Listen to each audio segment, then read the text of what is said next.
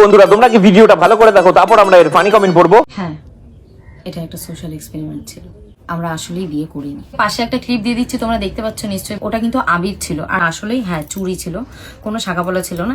But সমকামীদের ভালোবাসা কিন্তু আজও আমাদের সমাজে স্বীকৃতি পায়নি। একটা ছোট সোশ্যাল এক্সপেরিমেন্ট করাটা দরকার, আর সেটার জন্যই আমরা দুজন মিলে এই উদ্যোগটা নিই। এটার জন্য কষ্ট পেয়ে থাকো, মনে আঘাত পেয়ে থাকো, তার জন্য আমরা দুইজনেই হাত জোর করে তোমাদের কাছে ক্ষমা চাইছি। তো চলিয়ে শুরু করতে হ্যাঁ। অবশেষে নাটকটা শেষ হলো। তাহলে বাংলা সিরিয়াল এত তাড়াতাড়ি শেষ হয় জানতাম না।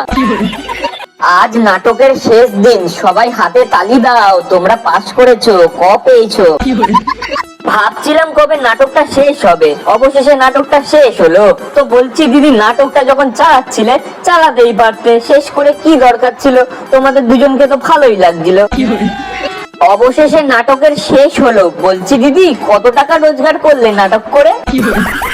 নাটক না না, যাত্রাপালা।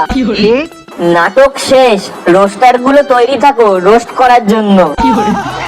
সত্যি তোরা প্রমাণ করে দিলি যে মেয়েদের বুদ্ধি হাঁটুতেই থাকে। লজ্জা লাগা দরকার। যাক বাবা, এবার নাটকটা শেষ হলো। কত যে নাটক দেখলাম কদিন ধরে, আবার দিদির রিচ বেড়ে গেছে, নাটকও শেষ হয়ে গেছে, শান্তি এবার। সরে যাও সরে যাও, সবাই আস্তে আস্তে ধীরে ধীরে গালাগালি দাও, গালাগালি দেওয়ার সুযোগ সবাই পাবে।